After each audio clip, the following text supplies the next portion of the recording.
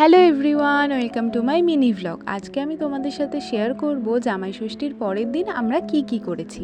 Breakfast করতে করতেই দেখলাম সেদিনকে রান্নার তোড়জোড় শুরু হয়ে গেছে, তাই আমি আর আমার বোন মিলে বেরিয়ে পড়লাম কিছু ঠান্ডা কিনতে।